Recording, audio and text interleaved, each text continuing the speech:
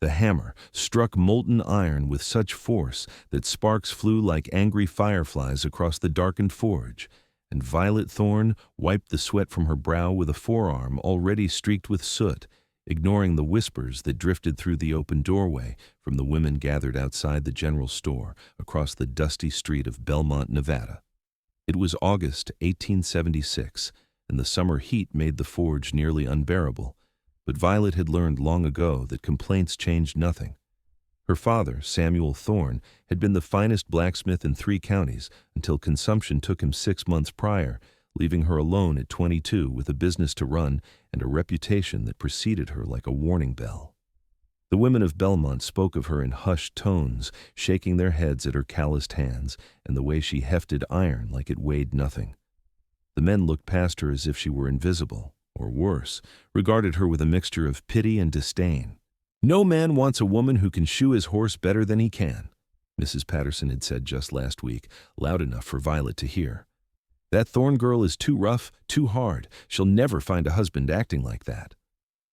Violet had simply turned back to her work, driving the criticism down deep where it joined all the others, a collection of small wounds that she pretended didn't hurt. She had loved her father dearly, had learned everything at his side since she was tall enough to reach the anvil, and she would not abandon his legacy simply because polite society found her unsuitable. The forge was her inheritance, her livelihood, and her pride. The horseshoe she was working on glowed orange in the dim light. She examined it with a critical eye, noted a slight imperfection in the curve, and thrust it back into the coals. The bellows whooshed as she pumped them, and the fire roared to life, hungry and hot. "Excuse me, miss?" The voice came from behind her, deep and rough like gravel rolling down a mountainside. Violet turned, hammer still in hand, and found herself looking up at a man who seemed to fill the entire doorway. He stood well over 6 feet tall, with shoulders so broad they nearly brushed the frame. Long dark hair fell past his collar, and a thick beard covered the lower half of his face, but it was his eyes that caught her attention. They were the color of pine forests, after rain, green and clear and steady. "I need shoes for my horses," he said, his gaze moving past her to survey the forge with an appraising look.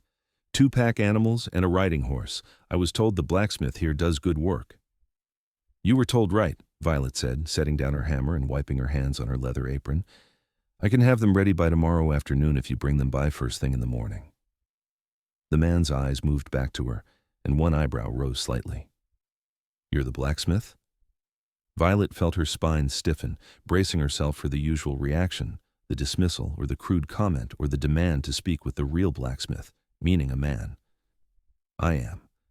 My father was Samuel Thorne. He taught me everything he knew before he passed. If my work doesn't satisfy you, you're welcome to take your business to Carson City, though that's a full day's ride." Something that might have been amusement flickered across the man's weathered face. He stepped fully into the forge, and Violet noticed the way he moved, economical and purposeful, like a wolf crossing familiar territory. His clothes were those of a mountain man, buckskin and wool, worn but well maintained. A hunting knife hung at his belt, and she could see the stock of a rifle protruding from behind his shoulder. "I didn't mean offense," he said, his tone matter-of-fact. "Just surprised is all. Name's Isaac Kolter. I've been trapping up in the Ruby Mountains for the past 5 years. Don't make it down to civilization much." "Violet Thorne," she replied, relaxing slightly. There was no mockery in his voice, just statement of fact. "The Ruby Mountains? That's hard country?" "It is," Isaac agreed. He moved closer to the anvil, examining the tools laid out with the interest of someone who understood craftsmanship. "Takes strength to survive up there, strength and stubbornness." He picked up one of the horseshoes she'd finished earlier, turning it over in hands that were scarred and powerful. "This is fine work, better than fine. Your father taught you well." The compliment caught Violet off guard. She was accustomed to grudging acknowledgement at best, usually delivered with surprise that seemed insulting in itself. But Isaac Kolter spoke as one craftsperson to another, with simple respect. "Thank you," she said. "Bring your horses by at dawn. I'll have them ready by mid-afternoon." Isaac nodded, setting down the horseshoe. "I'll do that. What do I owe you?" They discussed price, and Violet quoted him her standard rate half up front. Isaac counted out the coins without haggling, which she appreciated. Too many men seemed to think they could bargain her down because of her gender, as if her labor was worth less because she wore skirts instead of trousers.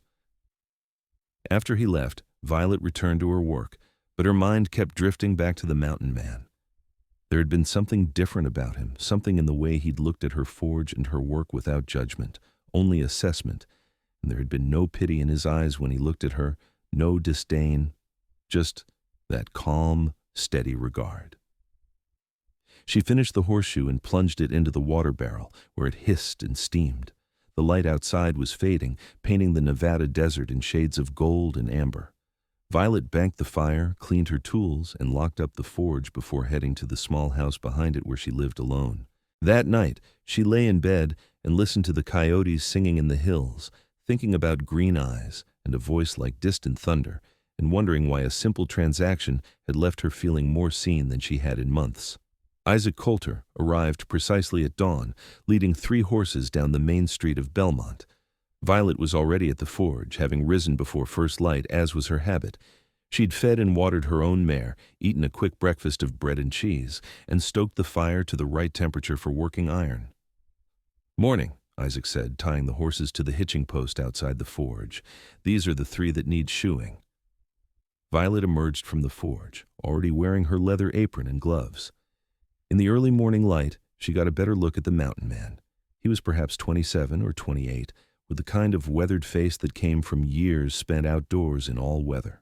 The muscles in his arms and shoulders were clearly defined beneath his shirt, the build of someone who'd spent his life doing hard physical labor. There was a wildness about him, something untamed that seemed at odds with the careful way he handled his horses. "I'll start with the pack animals," Violet said, approaching the first horse, a sturdy bay gelding. She ran her hand down the animal's leg, speaking softly, and the horse lifted its hoof without fuss. "Someone's trained them well." "Can't survive in the mountains without reliable horses," Isaac said.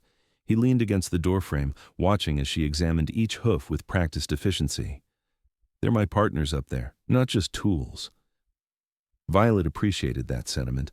She'd always believed animals deserved respect and care, and it irritated her when men treated their horses as mere property. She made mental notes about each horse's needs, the state of their hooves, any peculiarities in their stance that would require special attention.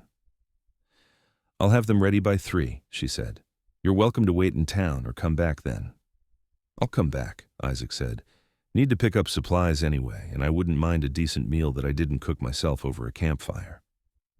He untied the horses and led them into the corral beside the forge, where Violet kept animals while she worked on them. She showed him where the water trough was, and he made sure each horse was settled before leaving. Violet watched him walk away, noting the easy confidence in his stride, and then shook her head at herself. She had work to do, and mooning over a customer like some foolish girl was not part of that work. She pulled the first horse into the forge area and set to work, removing the old shoes and trimming the hooves with her tools. The familiar rhythm of the work settled her mind. This was where she belonged, where everything made sense. Heat and metal, force and precision, the transformation of raw material into something useful and necessary. By noon, she'd finished the first 2 horses and was starting on Isaac's riding horse, a powerful roan stallion with intelligent eyes. The horse was more spirited than the pack animals, dancing sideways when she first tried to lift its hoof. "Easy now," Violet murmured, running her hand along the horse's neck. "I'm not going to hurt you. Just need to make sure you can carry your master safely." The horse settled under her touch, and she was able to complete her examination. As she worked on shaping the shoes at the forge, she heard voices from the street. Mrs. Patterson and her daughter Eleanor were passing by, baskets on their arms. "I still say it's unseemly," Mrs. Patterson was saying, her voice carrying clearly. "A young woman alone doing man's work. It's not natural. And now I hear she's spending time with that wild mountain man who came into town. Mark my words, Eleanor, that Thorne girl will come to a bad end." Violet's jaw tightened, but she kept her focus on the glowing metal. She'd heard worse over the past months, and she'd learned that defending herself only made the gossip worse. Let them talk. Her work spoke louder than their small-minded criticism. But it stung nonetheless. She was doing nothing wrong, simply trying to survive and honor her father's memory. Yet the women of Belmont seemed determined to paint her as some kind of scandal. And now they were dragging Isaac Kolter into it, a man who'd done nothing more than hire her for legitimate work. She finished the shoes and fitted them to the roan, working with steady hands despite her irritation. The horse accepted the new shoes well, and Violet led it back to the corral with a sense of satisfaction. Good work done, whatever anyone else thought. Isaac returned precisely at 3, as if he had an internal clock that kept perfect time. Violet had just finished putting away her tools and was washing the soot from her face and arms at the pump behind the forge. "Perfect timing," she said, wiping her hands dry on a cloth. "They're all done. Want to check them before you settle up?" Isaac followed her to the corral and examined each horse's hooves with the same careful attention she'd given them that morning. He ran his hands down their legs, checked the fit of each shoe, and finally nodded with approval. "Excellent work," he said. "Best shoeing I've seen in years, and I've been to blacksmiths from here to the Montana Territory." Violet felt warmth spread through her chest at the praise, genuine and freely given. "Thank you. That means a great deal." Isaac paid her the balance he owed, then paused as if considering something. "I'm heading to the hotel for dinner," he said finally. "Would you care to join me? My treat, as thanks for the fine work." The invitation surprised Violet. Men didn't generally invite her to dine with them, partly because of her reputation, and partly because most of them found her intimidating. She opened her mouth to decline, the automatic response born of months of isolation, then stopped herself. Why shouldn't she accept? She'd done nothing wrong, and Isaac Kolter seemed like decent company. She was tired of eating alone in her small house, tired of the loneliness that had become her constant companion since her father's death. "I'd like that," she said. "Give me 20 minutes to clean up properly and change clothes." Isaac's face split into a smile, the expression transforming his rugged features into something almost boyish. "Take your time. I'll wait out front." Violet hurried to her house, her heart beating faster than it should. She stripped off her work clothes and washed thoroughly, scrubbing away the soot and sweat of the day. From her small wardrobe, she selected her best dress, a simple blue cotton that her father had bought her for her birthday 2 years ago. It wasn't fancy by Belmont standards, but it was clean and well made, and the color brought out the darker blue of her eyes. She brushed out her dark brown hair, which she usually kept in a practical braid, and pinned it up in a style that was neat, if not particularly fashionable. A glance in the mirror showed a woman who looked nervous and hopeful in equal measure, and Violet took a deep breath to steady herself. This was just dinner, nothing more. A simple meal with a man who appreciated her work. There was no reason to make it into something bigger, but as she walked back to meet Isaac, smoothing down her skirts with hands that bore the calluses and small scars of her trade, she couldn't quite suppress the flutter of anticipation in her stomach. Isaac had cleaned up as well, though his clothes were still those of a mountain man. His long hair was neat, his beard trimmed, and he'd brushed the dust from his buckskins. When he saw Violet, something shifted in his expression, a softening around his eyes. "You look lovely," he said simply. Violet felt her cheeks warm. "Thank you." They walked together to the Belmont Hotel, which boasted the best restaurant in town. Violet was acutely aware of the stares they attracted, the way conversations paused as they passed. She could feel the judgment in those gazes, the speculation and disapproval. Isaac seemed oblivious to it, or perhaps he simply didn't care. He held the door for her, and they entered the dining room, where the proprietor, Mr. Chen, greeted them with professional courtesy. If he had opinions about Violet dining with a mountain man, his face didn't show it. They were seated at a corner table, and Isaac ordered for them both with Violet's approval. Roast beef, potatoes, vegetables, and fresh bread, luxuries compared to the simple fare she'd been eating. "So tell me," Isaac said once the waiter had left, "how did a woman come to run a forge in Belmont, Nevada? That's not a common story." Violet folded her hands in her lap, considering how much to share. But there was genuine interest in Isaac's face, not prurient curiosity, and she found herself wanting to tell him. "My mother died when I was 7, she said. Fever took her one winter, fast and hard. My father was devastated. They'd loved each other deeply, and he never remarried. He had me, and he had his work, and he said that was enough." Isaac listened without interrupting, his green eyes steady on her face. "He started bringing me to the forge when I was 8, Violet continued, At first I just watched and fetched tools, but I was fascinated by it, the way he could take raw metal and transform it into something useful, something beautiful even. He started teaching me, showing me the techniques, explaining the science of it. By the time I was 15, I could handle most jobs on my own. Did people object? Isaac asked. Violet laughed, but there was little humor in it. Some did, but my father had a reputation that commanded respect, and as long as he was alive, most people held their tongues. They figured it was harmless, a father indulging his daughter's strange hobby. She paused as the waiter brought their food, waiting until he'd left before continuing. But then he got sick last winter. Consumption. It took him slowly, and by the end, I was running the forge entirely on my own because he was too weak to work. I'm sorry, Isaac said, and the sympathy in his voice sounded genuine.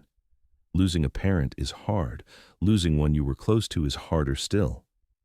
You sound like you speak from experience. Isaac nodded, cutting into his beef. My parents died when I was 19.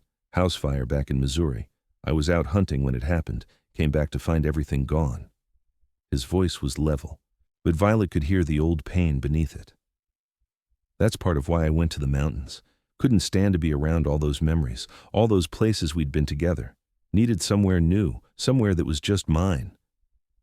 They ate in companionable silence for a moment, and Violet found herself relaxing. There was something calming about Isaac's presence, a sense of being understood without having to explain everything. The people here don't approve of me, she said finally. They think I should have sold the forge after my father died, found some respectable work as a seamstress or teacher, or better yet, found a husband to take care of me. She met Isaac's eyes. But I'm good at what I do. I love the work, and I'll be damned if I let their small-minded prejudices take that away from me. Isaac's mouth curved into something that wasn't quite a smile, but held approval. Good, he said. The world has too many people trying to force others into boxes that don't fit. You should do what makes you strong, what makes you yourself. Even though I'm rough? Violet asked, unable to keep the bitterness entirely from her voice. Even though my hands are calloused and I smell like smoke and I can't make polite conversation about needlework? Especially because of that, Isaac said firmly. Strength is a virtue, not a flaw. Those women who whisper about you, could any of them do what you do? Could they run a forge, shoe a horse, keep a business going alone? I doubt it. They criticize you because you make them uncomfortable, because you're capable in ways they've been taught women shouldn't be. His words sank into Violet like water into parched earth. She'd told herself similar things over the past months, but hearing them from someone else, especially from a man who clearly valued strength and capability, felt like vindication. You don't find it unfeminine? She asked quietly. Isaac set down his fork and looked at her with those clear green eyes. I find it attractive, he said bluntly. I've spent 5 years in the mountains, Violet. It's hard living, beautiful but brutal. You need strength to survive, physical and mental. You need to be tough, resourceful, willing to work until your muscles scream. He leaned back in his chair. The women in this town, they're fine for men who want someone soft and decorative, but I need someone who won't break, someone who understands hard work and isn't afraid of it, someone strong, like me. Violet's breath caught in her throat. No one had ever spoken to her like this, with such straightforward appreciation for the very qualities others condemned. She felt seen in a way she hadn't since her father died, perhaps in a way she'd never been seen before. You barely know me, she managed to say. True enough, Isaac acknowledged, but I know quality when I see it, whether it's in horseshoes or people, and I see it in you. The rest of the meal passed in easier conversation. Isaac told her about life in the Ruby Mountains, about trapping beaver and fox, about the harsh winters and the stunning summers, about the solitude and the satisfaction of living by one's own capabilities. Violet told him about the forge, about her favorite projects, about the intricacies of metalwork that most people never considered. They discovered shared interests. Both loved the wild country of Nevada. Both valued honest work over social pretension. Both had learned self-reliance young and wore it like armor. When they finally left the restaurant, the sun was setting, painting the sky in shades of rose and gold. Isaac walked Violet back to her forge, his long strides shortened to match her pace. I'm staying in town for a few more days, he said when they reached her door. Need to stock up on supplies before heading back to the mountains. Would you allow me to call on you again?" Violet's heart hammered against her ribs. "I'd like that," she said. "I'd like that very much." Isaac smiled, that transformative expression that softened his rugged features. "Good. I'll see you tomorrow then, if you're not too busy with work." "Come by in the evening," Violet said, "after I close the forge." He nodded, tipped his hat to her, and walked away into the gathering dusk.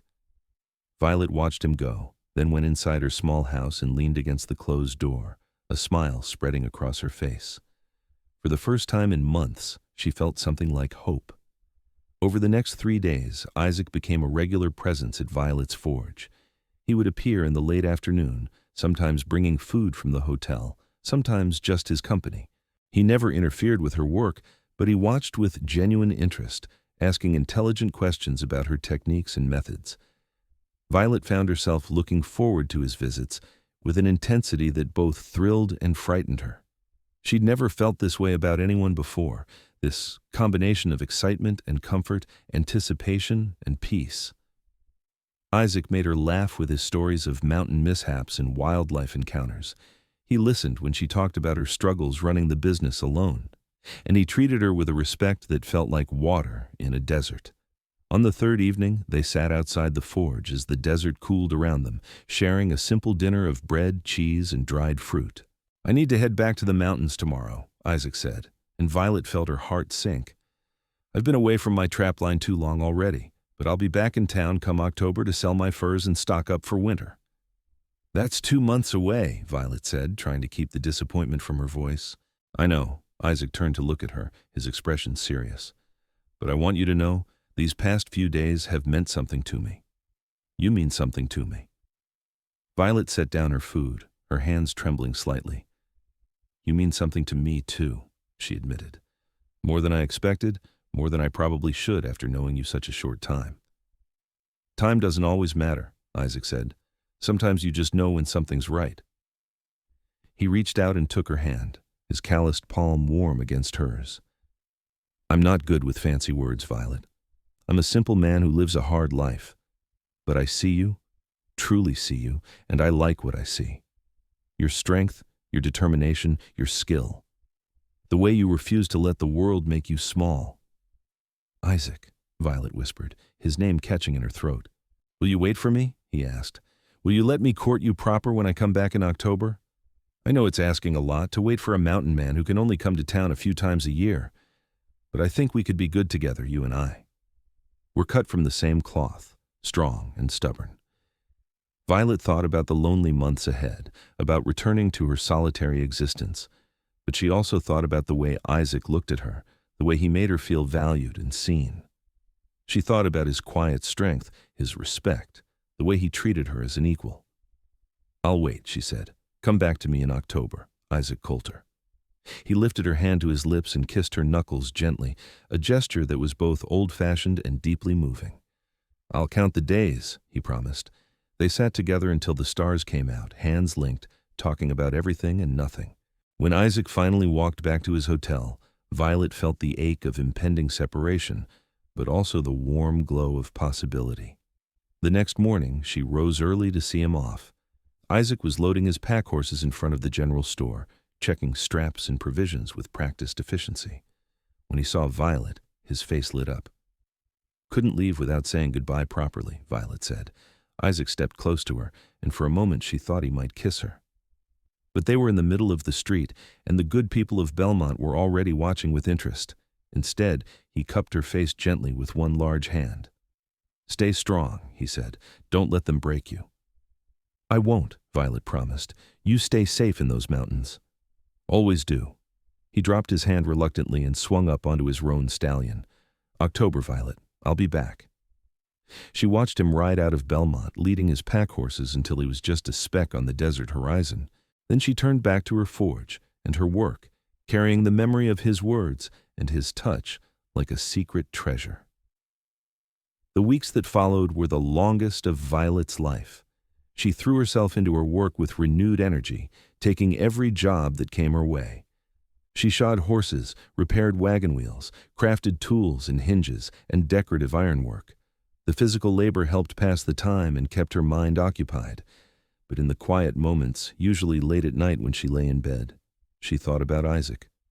She wondered what he was doing, whether he was safe, whether he thought of her as often as she thought of him. The uncertainty was maddening, but she held on to his promise like a lifeline. The people of Belmont had noticed Isaac's attention, of course, and the gossip reached new heights. Mrs. Patterson made pointed comments about unseemly behavior.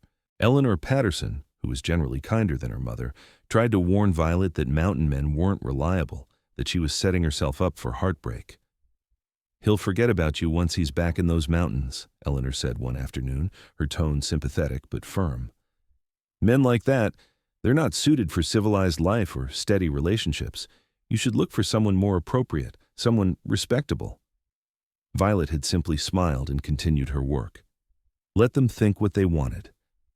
She knew what she felt, and she believed Isaac felt it too.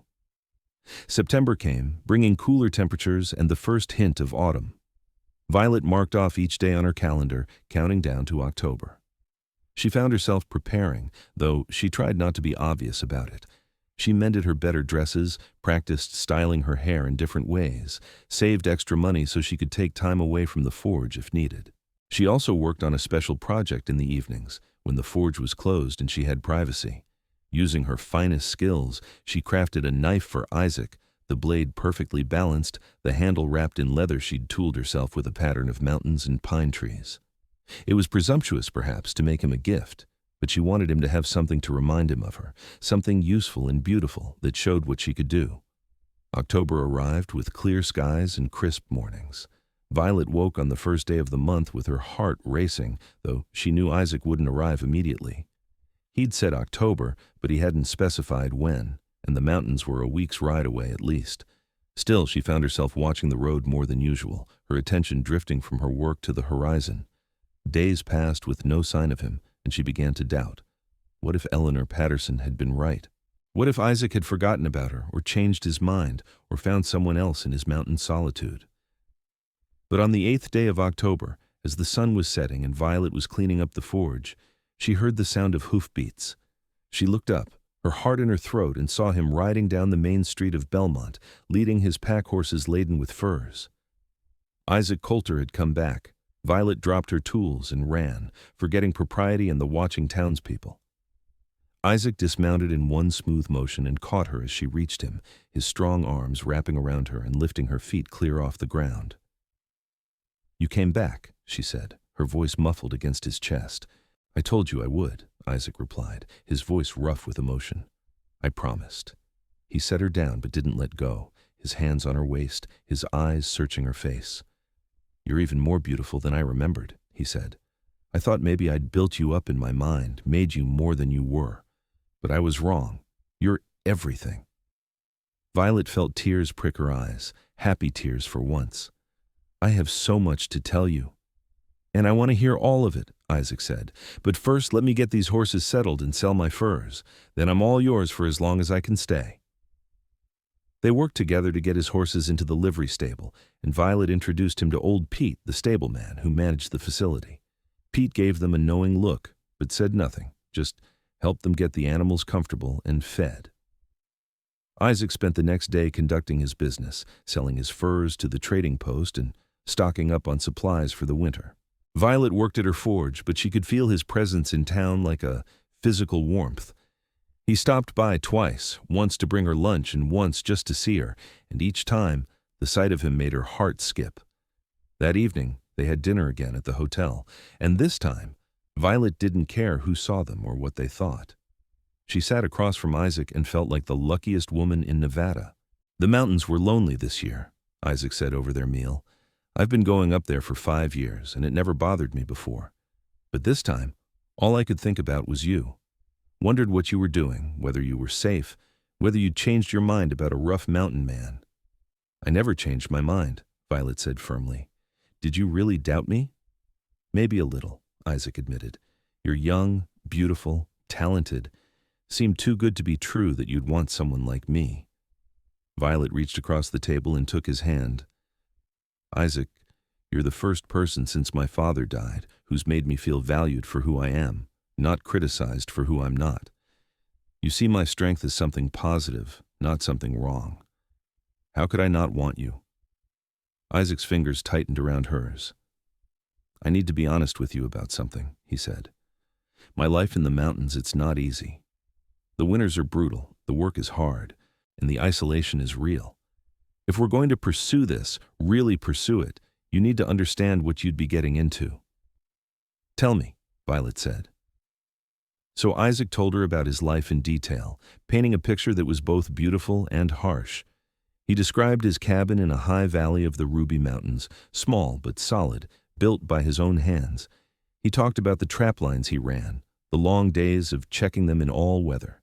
He explained the difficulties of living so far from civilization, the months when he saw no other human beings, the dangers from wildlife and weather, and simple accidents that could turn fatal when you were alone. "I'm not trying to scare you," he said, "but I won't lie and make it sound like something it's not. It's a hard life, and it would be even harder for a woman." Violet listened to all of it, considering carefully. "What would I do there?" she asked. "I mean, I can't be a blacksmith in the middle of nowhere. I'd need to contribute, to have purpose." Isaac nodded approvingly at the practical question. "There's plenty to do. The cabin needs constant maintenance. We'd have a garden in summer, and preserving food is a major undertaking. I hunt, but having someone to help process meat and furs would be invaluable. And honestly, just having company, having a partner instead of being alone, that would make everything easier." "Would you want me to give up blacksmithing entirely?" Violet asked, and she couldn't keep the sadness from her voice at the thought. "No," Isaac said firmly. "We could set up a small forge near the cabin. Nothing as elaborate as what you have here, but enough for you to work on things we need, keep your skills sharp. Hell, I imagine the trappers and miners scattered through those mountains would pay good money for someone who could repair their equipment." He paused.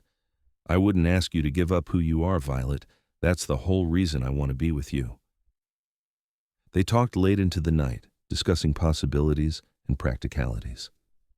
Isaac made it clear that he wasn't asking her to decide immediately. He would be in town for at least 2 weeks, and he wanted her to think carefully about what a life with him would mean. But as Violet walked home that night, her mind was already made up. She'd been lonely in Belmont, isolated despite being surrounded by people. The townspeople tolerated her but didn't accept her. She had no real friends, no prospects, nothing but her forge and the memories of her father. Isaac offered her something different, a partnership built on mutual respect and shared strength, a life that would be hard but honest, and the promise of being truly valued. It wasn't a conventional offer, but then, Violet had never been a conventional woman. Over the following days, Isaac courted her in his straightforward way. They took long walks into the desert, away from prying eyes, and talked about everything under the sun. He showed her how to read animal tracks, how to move quietly through the brush. She told him about her dreams for metalwork projects she'd never had time to attempt. One afternoon, they rode out to a hot spring Isaac had discovered years ago, a hidden spot among the rocks where water bubbled up warm and clear. They sat beside it, watching the desert sunset paint the sky in impossible colors. "I have something for you," Violet said, suddenly nervous. She pulled out the knife she'd made, wrapped in soft cloth.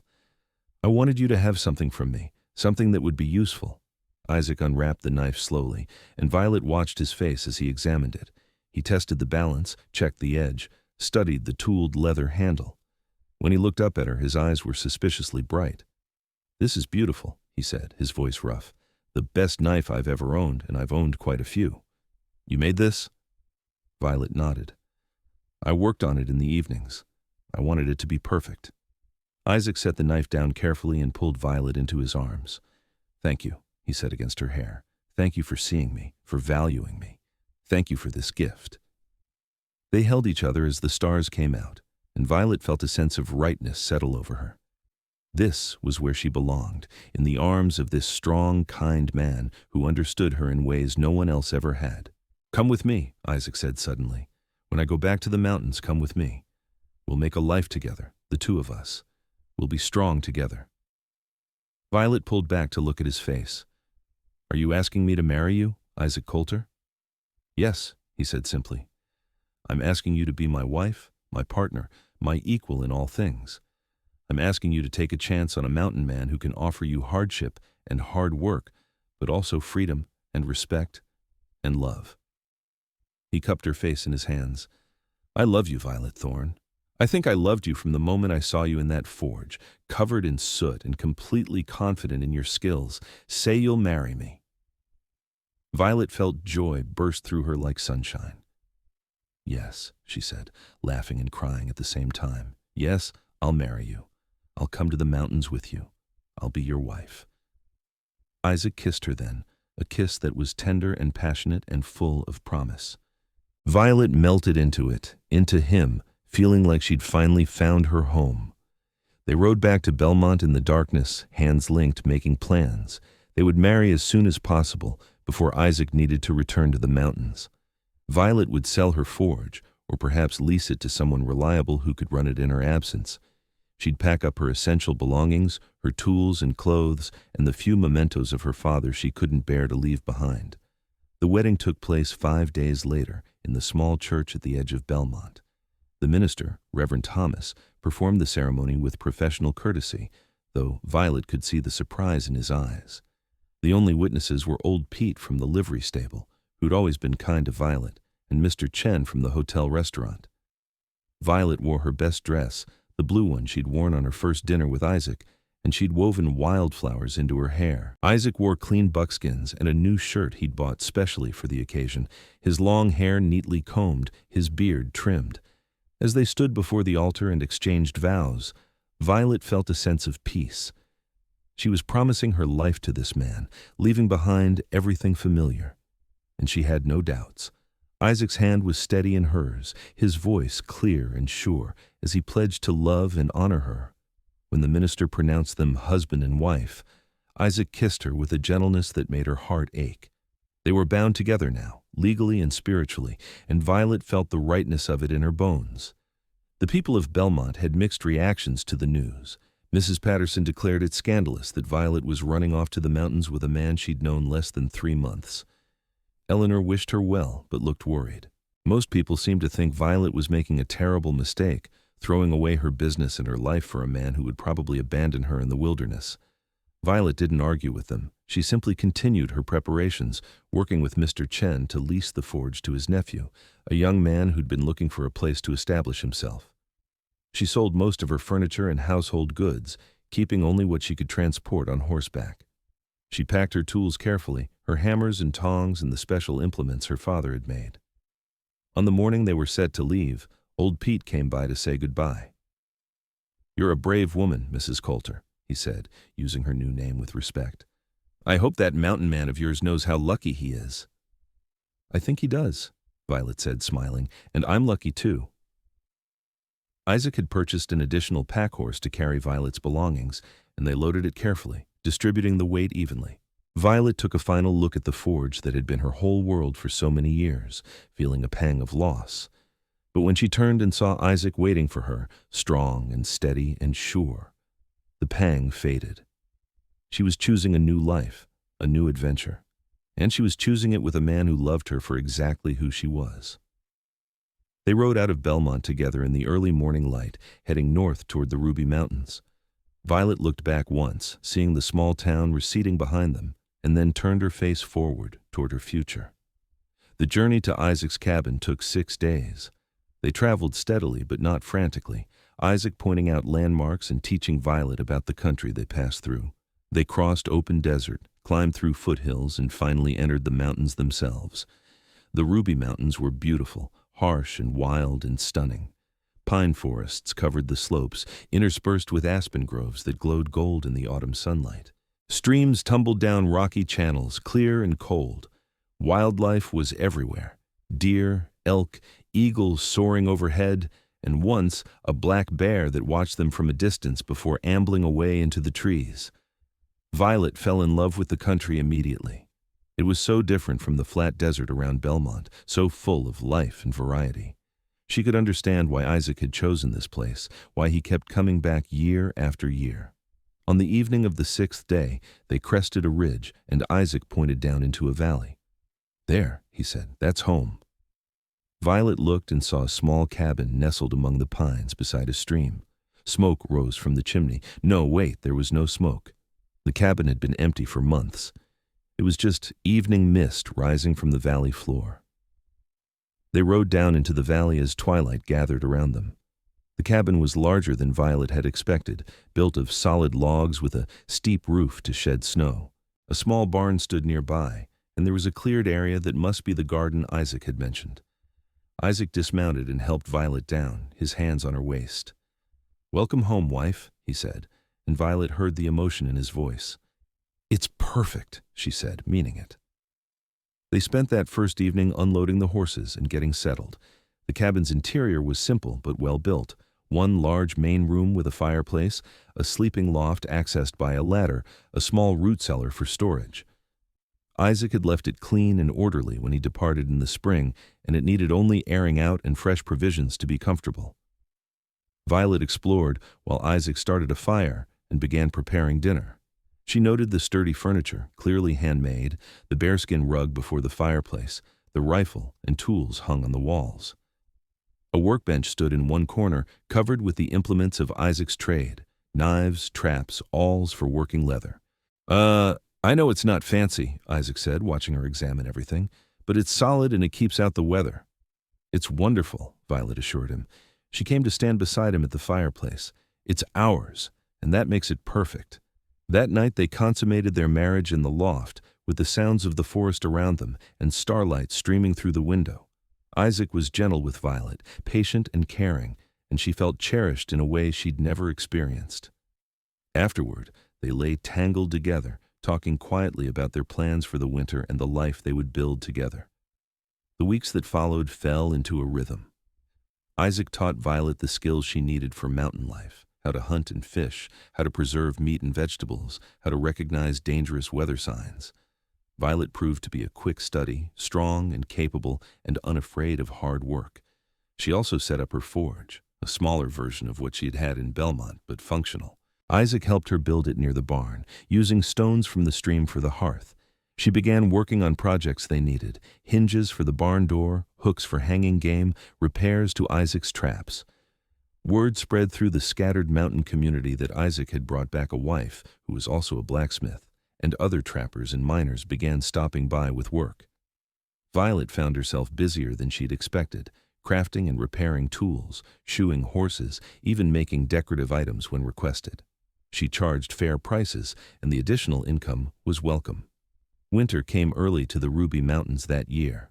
By mid-November, snow was falling regularly, and the valley transformed into a wonderland of white. Violet had never experienced a true mountain winter, and the cold was shocking at first. But Isaac had prepared well, and the cabin stayed warm and cozy. They spent the long winter evenings together, Isaac working on his furs and equipment, while Violet sketched designs for ironwork projects or read from the small collection of books Isaac owned. They talked for hours, learning each other's histories, dreams, fears, and hopes. They made love frequently, their passion growing stronger as their emotional connection deepened. Violet discovered that she loved the isolation, contrary to what she'd expected. After years of being judged and gossiped about in Belmont, the solitude of the mountains was liberating. Here, there were no expectations, no disapproving neighbors. There was only her and Isaac, building a life together based on mutual respect and love. Christmas came, and they celebrated quietly, exchanging small gifts they'd made for each other. Violet gave Isaac a new hunting knife, even finer than the first one she'd crafted. Isaac gave her a necklace of polished stones he'd collected and strung on a leather cord, each stone different and beautiful. "I found these over the past few years," he said as he fastened it around her neck. "I never knew why I kept them until I met you. They reminded me of you. Strong, beautiful, unique." Violet cried happy tears and kissed him until they both forgot about anything else. Winter deepened and the snow piled high around the cabin.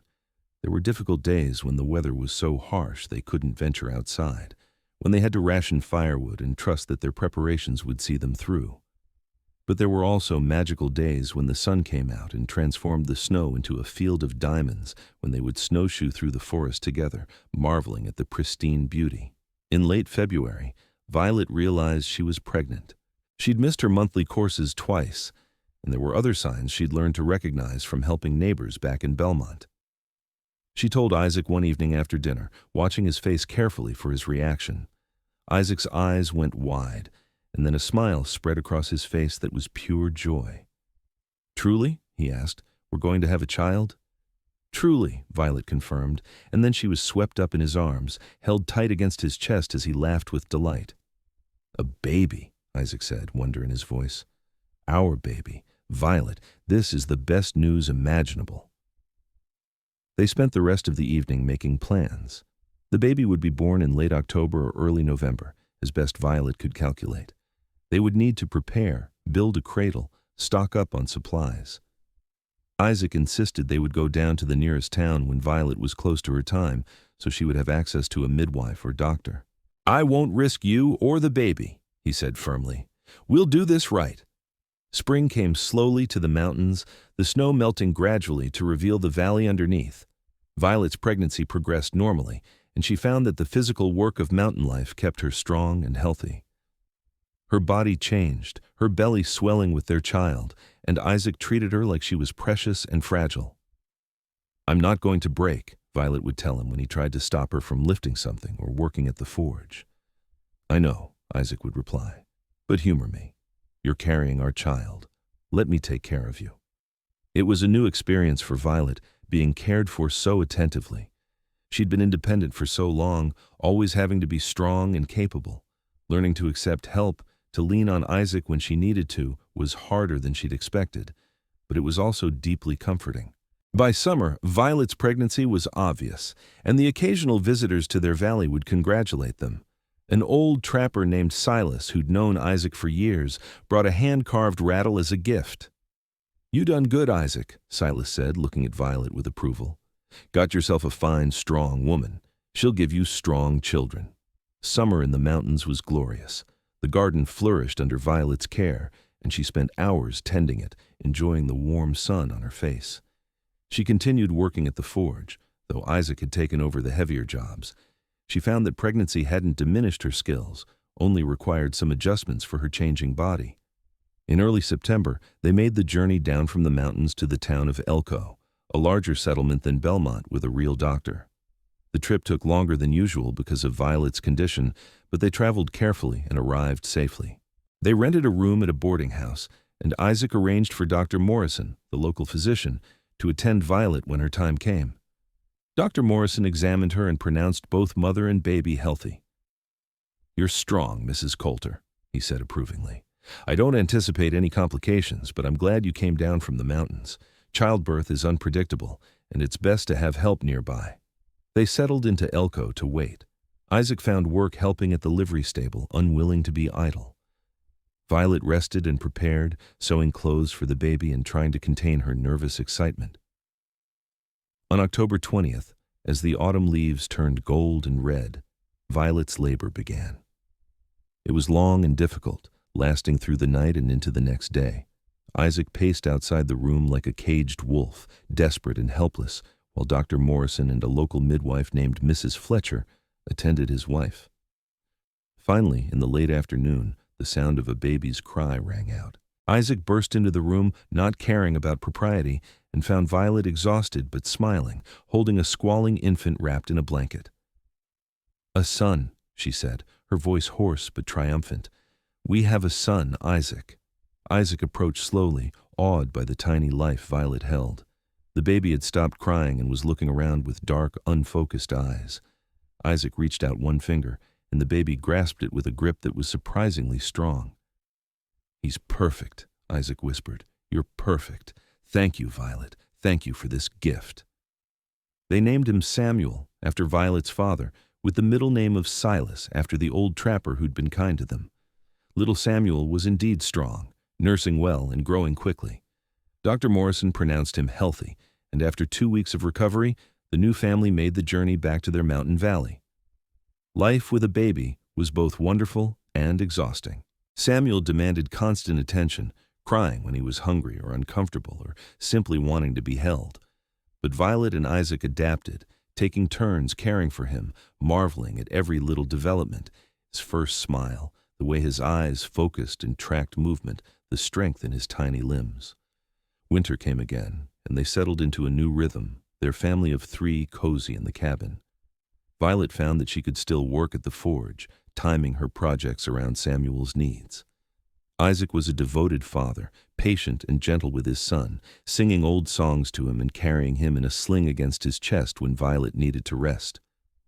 The years passed, each one bringing changes and growth. Samuel grew from infant to toddler, sturdy and strong like his parents, fascinated by everything in his mountain world. Violet and Isaac taught him together, showing him how to recognize animal tracks, how to respect the forest, how to work with his hands. When Samuel was 3, Violet became pregnant again, and the following spring she gave birth to a daughter they named Rose, after the wild roses that grew near the stream each summer. Rose was different from Samuel, quieter but observant, with her mother's dark hair and her father's green eyes.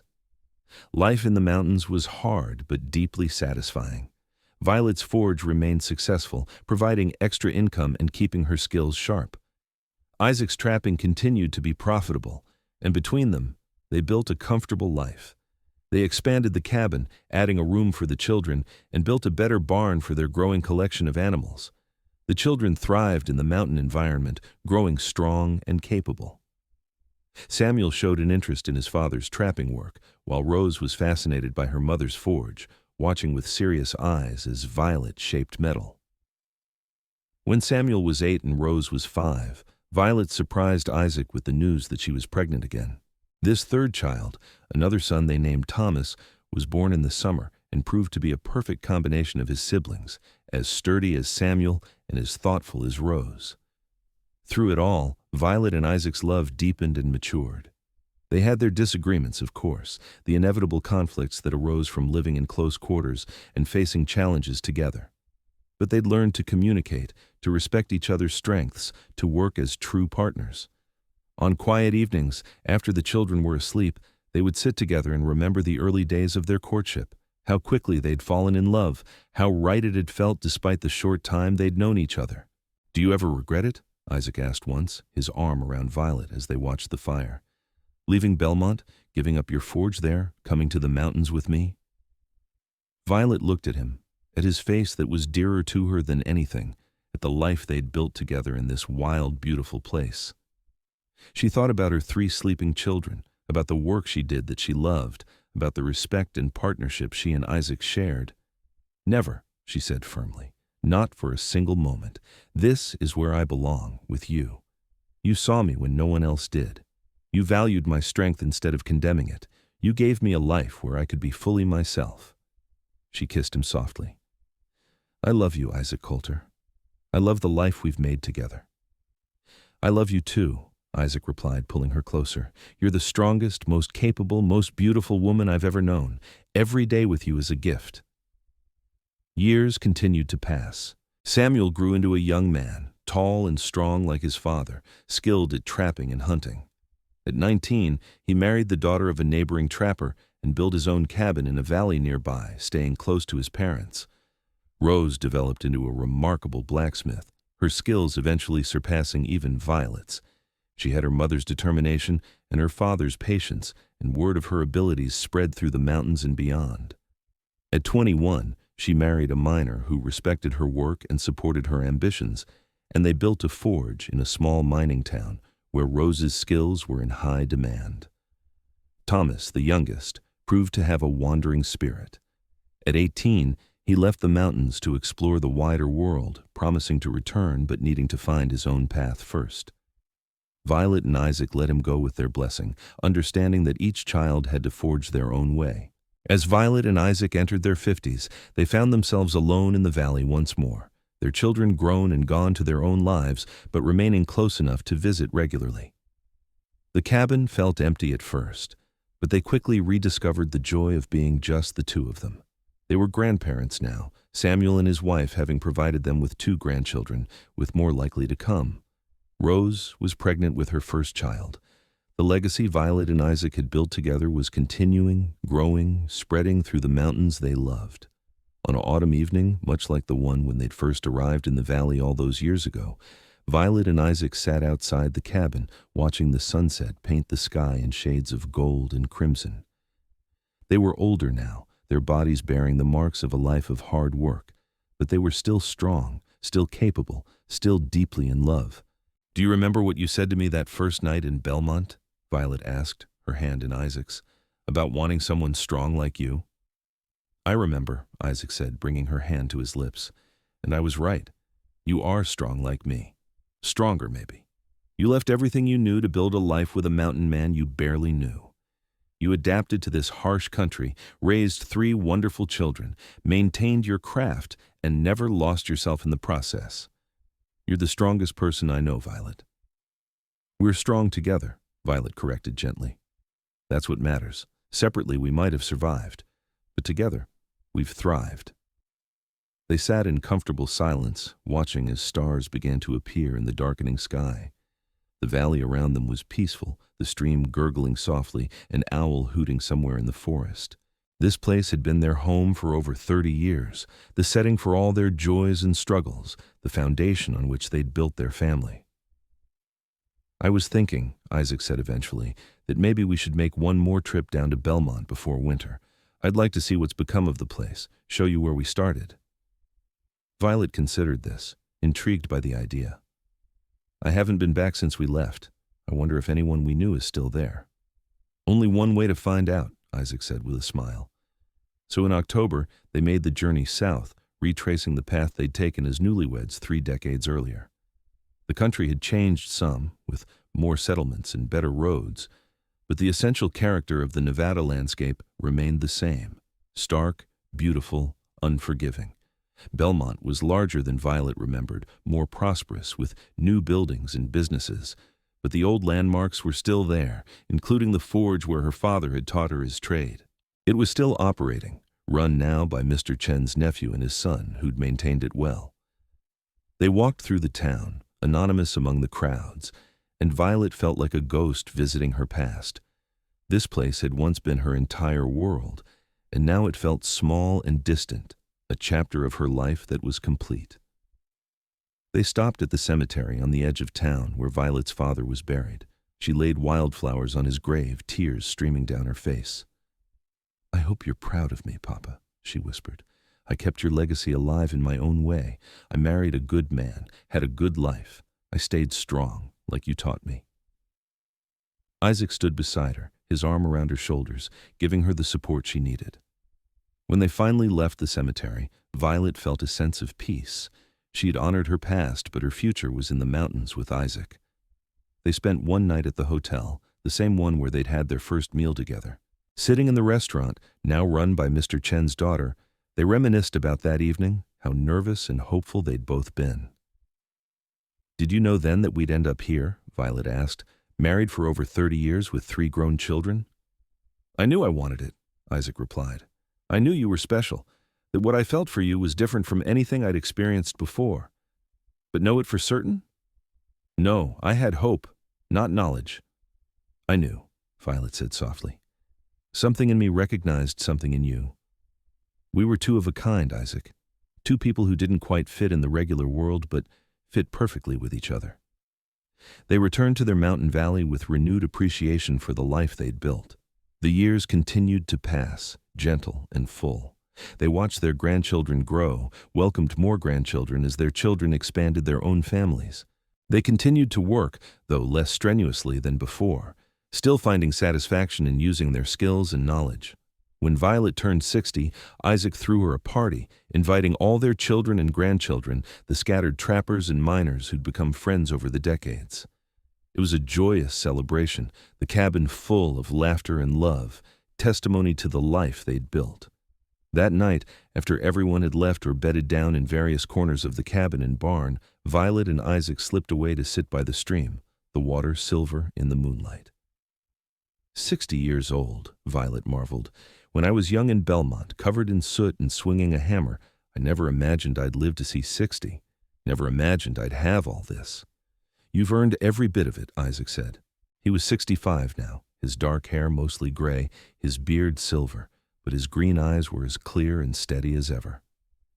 "You took a chance on a rough mountain man, left everything familiar, and built something remarkable. Not just our family, but yourself. You never stopped being strong, never let the world make you small." "Because you never tried to make me small," Violet replied. You loved my strength, celebrated it, built me up instead of tearing me down. That's the greatest gift you've given me, Isaac.